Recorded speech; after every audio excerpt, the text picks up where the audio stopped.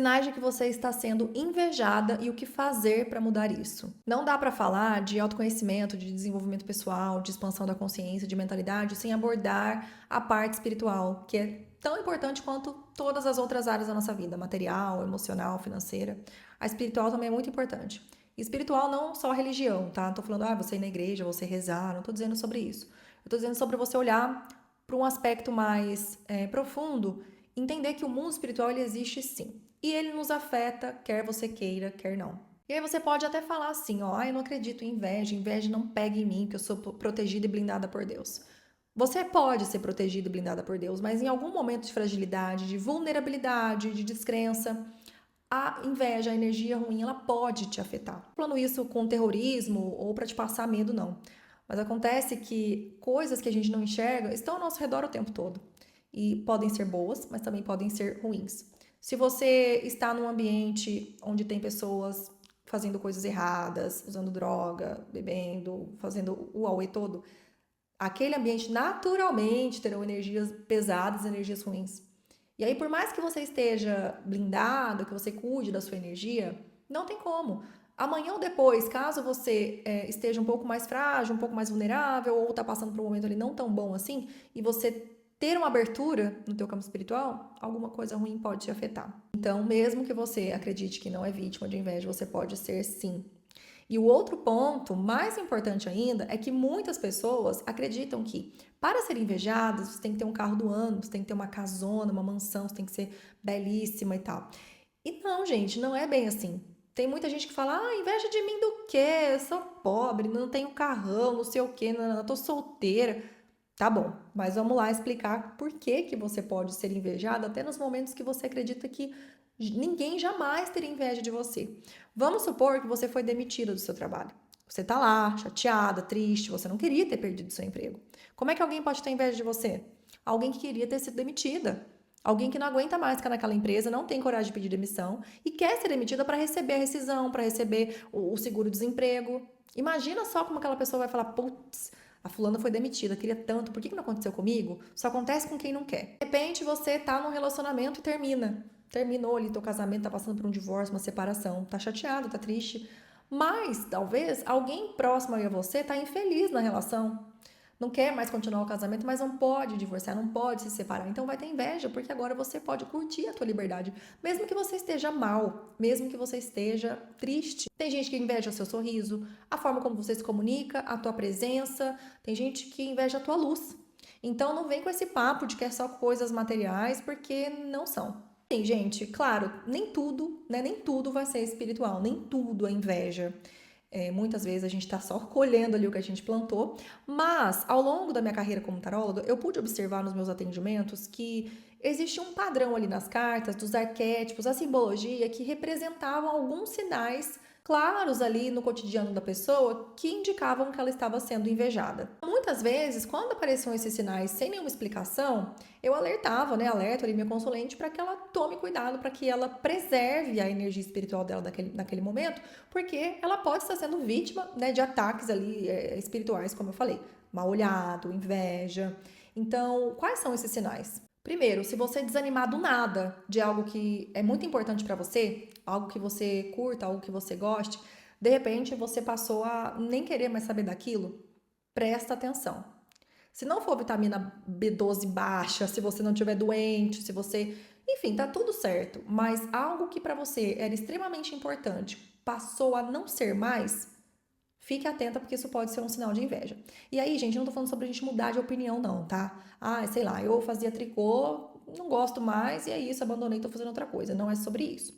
É algo que realmente para você tem uma relevância, que você leva aquilo a sério e aí, do nada, você passa a não querer mais saber daquilo, desanima do seu trabalho do nada, começa a não querer, né, mais trabalhar, começa a pensar até em pedir demissão, ou, sei lá, tá indo na academia, tem uma frequência boa ali, desanima, não quero mais ir, não quero mais saber de exercício físico. Presta atenção que isso às vezes é um sinal claro, né, de uma sobrecarga ali energética em você que vai te fazer desanimar das coisas que você gosta justamente para te atrasar. Outro sinal que aparece é um cansaço descomunal, um cansaço que você não sabe explicar. Claro, né? Se você tem ali uma rotina de sono legal, favorável, se você está se alimentando de forma correta, porque não adianta nada se você não se alimenta direito, se você não bebe água, se você fuma, se você dorme 2, 3 horas por noite, é claro que você vai ficar cansada. Mas vamos supor que você tem uma rotina ali normal, como sempre teve, e aí você começa a sentir um cansaço absurdo, já acorda cansada. E detalhe, você começa a ter sonhos loucos, bizarros, absurdos. Parece que a tua cabeça trabalhou a noite toda. Isso também pode ser um sinal de inveja. Se você estiver tendo uma rotina como você sempre teve e perceber que está mais cansada do que o normal, fica bocejando o tempo todo, isso pode ser um sinal sim de inveja. E o terceiro sinal, esse é babado, porque é impressionante. 90% dos casos de mudança radical de comportamento tem ligação sim com inveja, né, no plano espiritual. Você fica extremamente irritada, você fica sem paciência com pessoas próximas a você. Então você ficou o dia inteiro fora, chegou em casa, briga com seu marido, com seu namorado, começa a acontecer brigas e discussões por bobeira.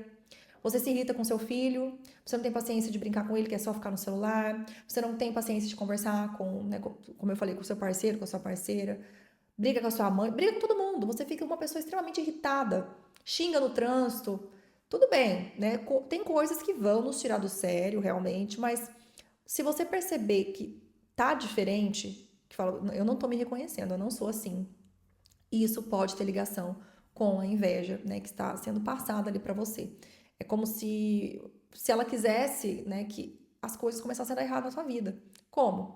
Com brigas, com discussões, né, com coisas pequenas que você transforma em coisas grandes, mas como eu falei, é tudo que é muito diferente, tá? Às vezes você tá passando por uma fase difícil no teu casamento e não tem nada a ver com inveja, mas se você tava bem e tá percebendo que tem essas mudanças, é um grande sinal sim. Ou como eu falei, no seu trabalho, você tá impaciente, você tá resmungona, você tá chata, né, com as pessoas ali ao seu redor.